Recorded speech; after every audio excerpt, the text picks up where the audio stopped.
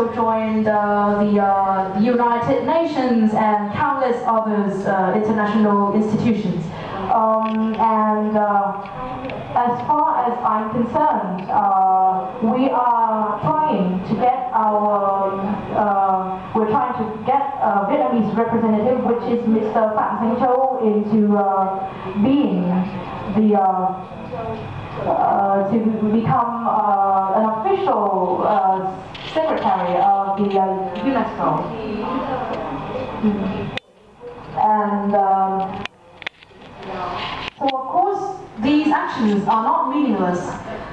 Every single action that we are taking means that we are trying to actively engage more into the institutions in order to exert our influence to other countries in the world.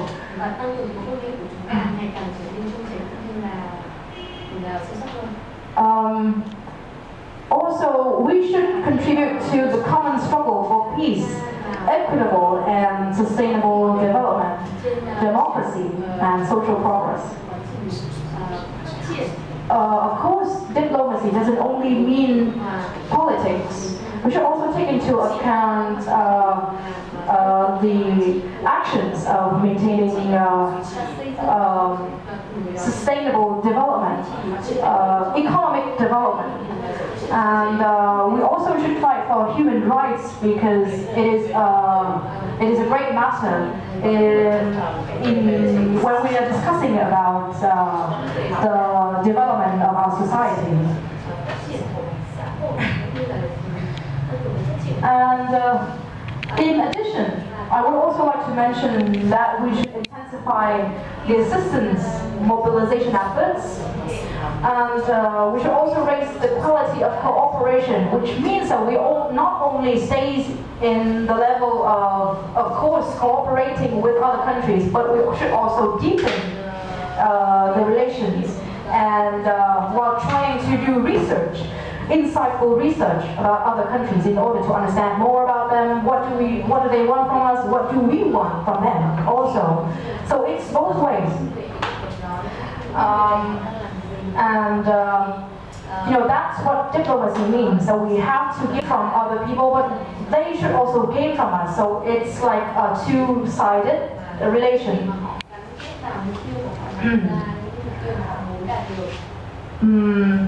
And in addition to that, we should also take into consideration foreign governmental organizations for social economic development. This thing I've mentioned before, but I believe that I should repeat so that we should be clear about our strategy for development.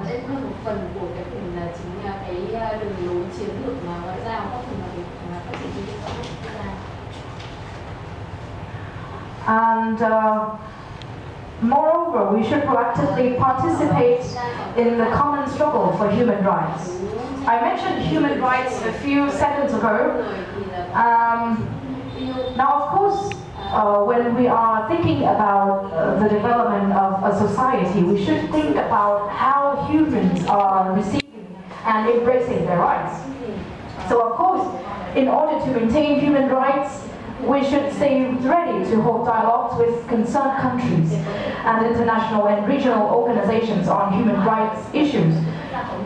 We will not only learn from them, but they will also be able to learn from our situation. And we would be able to receive help from other countries because, for example, countries that have had developed human rights and countries which has had a policy for trying to secure their people's welfare. So we can learn from all those countries, and also we should resolutely foil schemes and acts of distortions and abuse of issues of democracy, human rights, ethnicity and religion to interfere in our internal affairs and of course an encroach upon Vietnam's independence, sovereignty, territorial integrity, security, and political stability.